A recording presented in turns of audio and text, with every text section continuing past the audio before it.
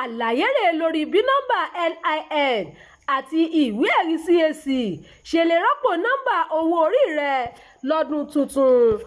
Àjọ tó ń rí sí owó pípa wọlé fún ìjọba àpapọ̀ Nàìjíríà Federal Inland Revenue Service FIRS ti kéde pé nọ́mbà ìdánimọ̀ NIN ni yóò jẹ́ nọ́mbà ẹ̀rí owó orí sísan tax ID fún àwọn aráàlú bẹ̀rẹ̀ láti ọjọ́ kìíní oṣù kìíní ọdún 2026.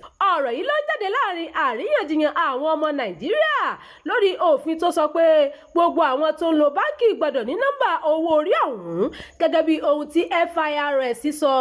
Àpapọ̀ 123.9 million ọmọ Nàìjíríà ló ní nọ́mbà NIN nígbà tí yóò fi di inú oṣù kẹwàá ọdún 2025. Nínú àtẹ̀jáde kan lójú òpó X rẹ̀, ó ní fún àwọn iléeṣẹ́ tí wọ́n ti forúkọ sílẹ̀ lọ́dọ̀ àjọ CAC, nọ́mbà RC tí wọ́n ní tẹ́lẹ̀ ni yóò di nọ́mbà tax ID wọn bẹ̀rẹ̀ láti ọdún tó ń bọ̀. Àmọ́ fi kún pé ìgbésẹ̀ náà kì í ṣe ohun ọ̀tun nítorí ó ti wà nínú ìwé òfin ètò ìṣúná láti ọdún 2019. FIRS fi kún pé nọ́mbà ìdánimọ̀ owó orí tuntun náà yóò mú kó rọrùn fún ìjọba láti mọ àwọn tó ń san owó orí àti pé bí wọ́n bá ṣe ń san owó náà ni yóò hàn kedere. Ó ní tax ID ọ̀hún ni yóò kó gbogbo TIN tí àjọ FIRS àti IRS pọ̀ sójú kan náà fún àwọn aráàlú. Nọ́mbà NIN yóò di tax ID láìsí wàhálà kankan nígbà tí àwọn iléeṣẹ́ tó ti forúkọ sílẹ̀ yóò máa lo nọ́mbà CAC wọn gẹ́gẹ́ bí nọ́mbà owó orí. Ẹ kò nílò káàdì pẹlẹbẹ tẹ́ ò máa mú rìn kiri.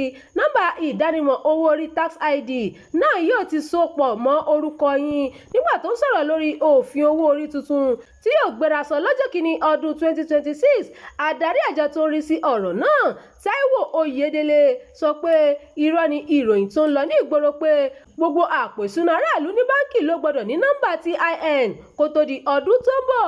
Gẹ́gẹ́ bí àlàyé rẹ̀, abala 4 òfin NCAA kan nípa pé gbogbo àwọn tó yẹ fún láti máa san owó orí gbọdọ̀ ní nọ́mbà ìdánimọ̀ tax ID àti pé owó tí wọ́n san gbọdọ̀ wá láti inú owó tó ń wọ àpò wọn nípa iṣẹ́ tàbí owó tí wọ́n san.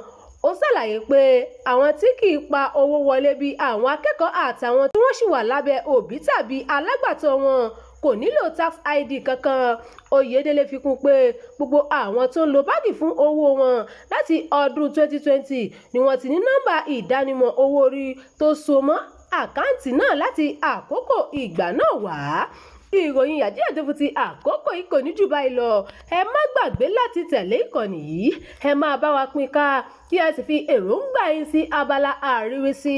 Abdulkareem Nimas ló ti ń jábọ̀ ìròyìn.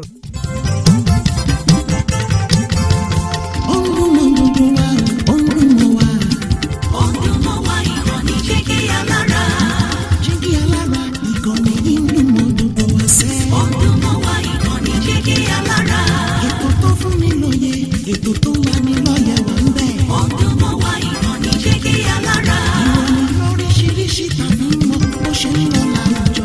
Ọdún mọ́ wá ìkànnì jẹ́ kí alára. Ìkànnì jẹ́gẹ́ alára. Jẹ́gẹ́ alára. Jẹ́gẹ́ alára.